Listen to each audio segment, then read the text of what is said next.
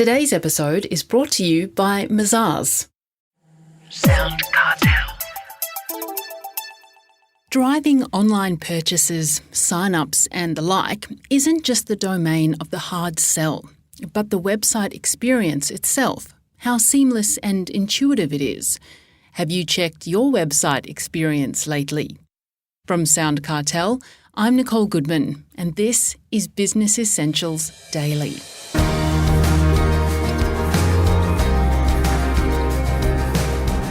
Conversion rate optimization, or CRO, is a process that enhances the website experience of your visitors in an effort to increase the conversion rate from your marketing efforts. Lee Haney is an SEO and analytics specialist and the founder of Datacraft Digital. He says that whether your goal is to increase awareness, subscribe to an email list, or prompt purchase, there's a number of CRO solutions you can integrate without the need to spend a fortune. So Lee is giving me his top 5 tips for how to increase your conversion rate, starting with tip 1.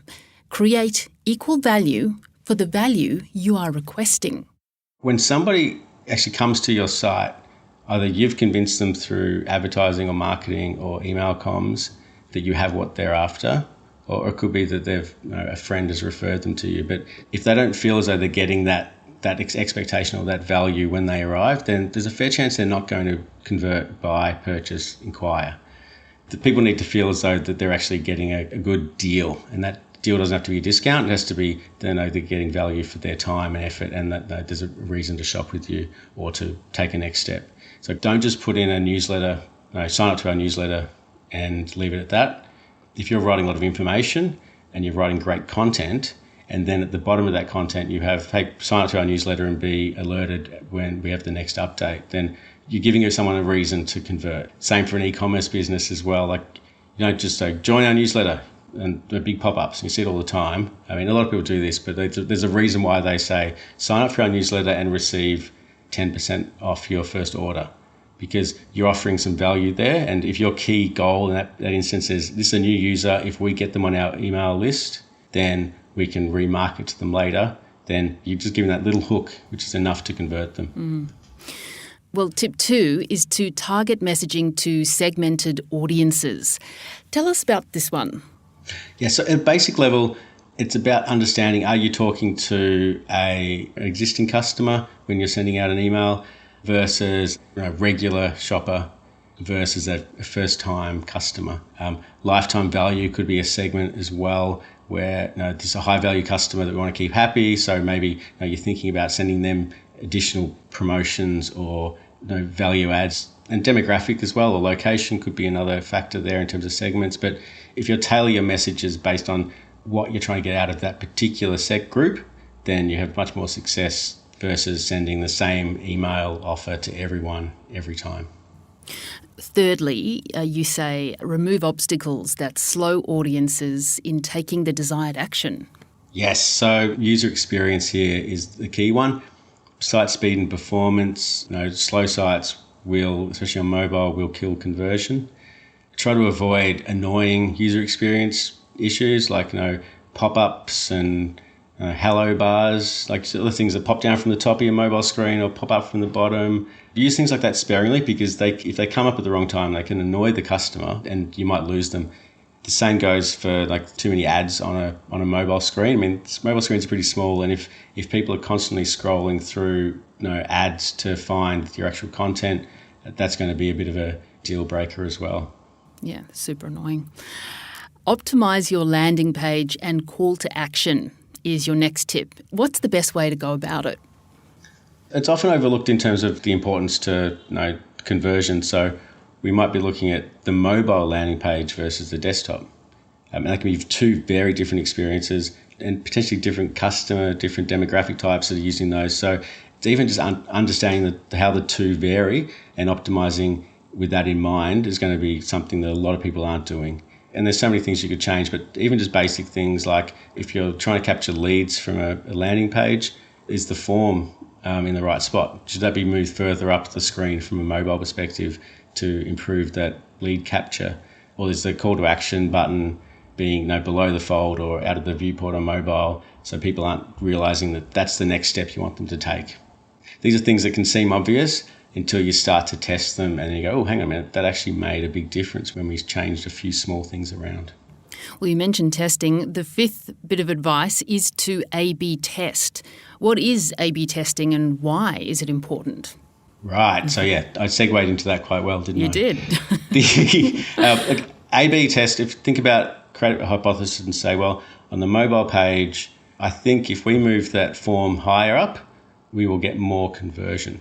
Like an A/B test is then saying, okay, version A would be the current page and that's control, and version B is going to be our test where we move the form. And look, you could have A, B, C, D tests where you could have a few more versions, but let's just go with A, B for simplicity's sake. Then you can run those two pages with that one thing changed, try not to do too many, and say, did that change on the version B result in proving our hypothesis or not? It's a simple level, but it is actually quite simple. And then it's about rinsing and repeating, like version B might improve, and you go, great, let's actually try another A/B test where version B becomes the control. You need enough traffic to make it statistically significant, and you'll hear that in the sort of testing land.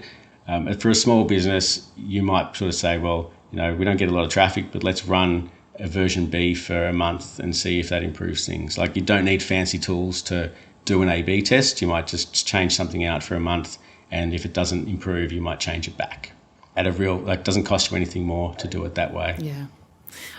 Well, you've segued beautifully again, Lee, because as we finish, are there tools that businesses can use to monitor and improve key conversion goals?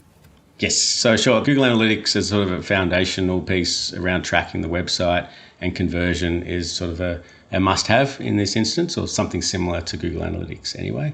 And once you've got Google Analytics, you could do an A/B test without any tools. You could just change the page for a month, look at your conversions in Analytics and see if it made a difference. And that'd be a very low-cost, low-effort way to start thinking about testing.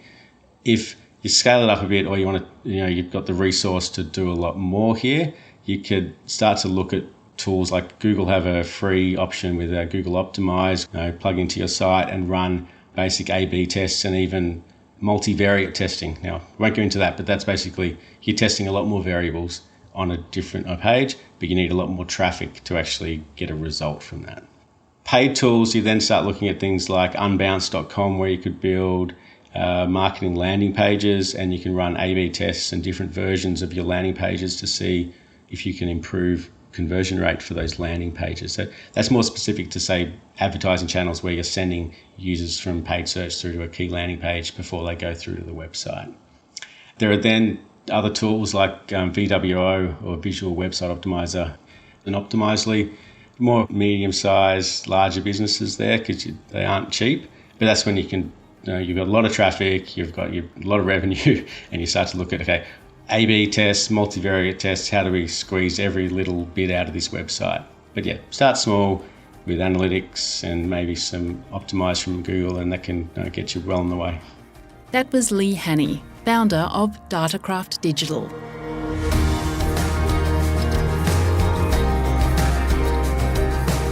This episode of Business Essentials Daily is produced by the team at SoundCartel.